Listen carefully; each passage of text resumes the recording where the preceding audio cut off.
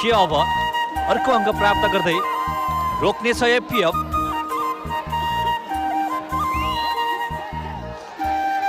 राजकुमार रौलाको service पहल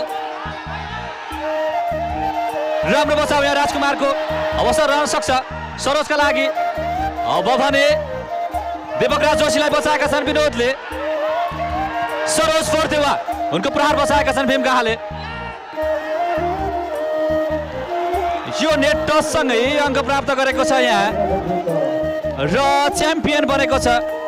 best boys भिमादले आयोजना गरेको भिमाद बजारको रङ्गशालामा सञ्चालित क्लब स्तरीय आमन्त्रित खुला पुरुष भलिबल प्रतियोगिता भिमाद बेस्ट बोइज भलिबल फेस्टिभल 2082 यो महोत्सवको यो टुर्नामेन्टको च्याम्पियन बनेको छ Ghale harvesting Australia Gorkha.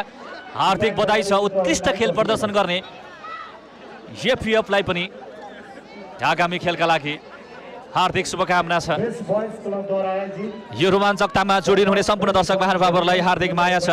Commentary बक्समा म तपाईँहरूको आवाजको साथी नारायण जोडिए र हामीलाई माया गर्नुहुने सम्पूर्ण दर्शक महानुभावहरूप्रति उच्च सम्मान र कृतज्ञता व्यक्त गर्दै हामी अन्य प्रतियोगिताहरूमा तपाईँहरूसँग जोडिने बाचा गर्दै आजको प्रत्यक्ष प्रसारणबाट कमेन्ट्रीबाट हामी तपाईँहरूको बीचबाट बिदा माग्छौँ।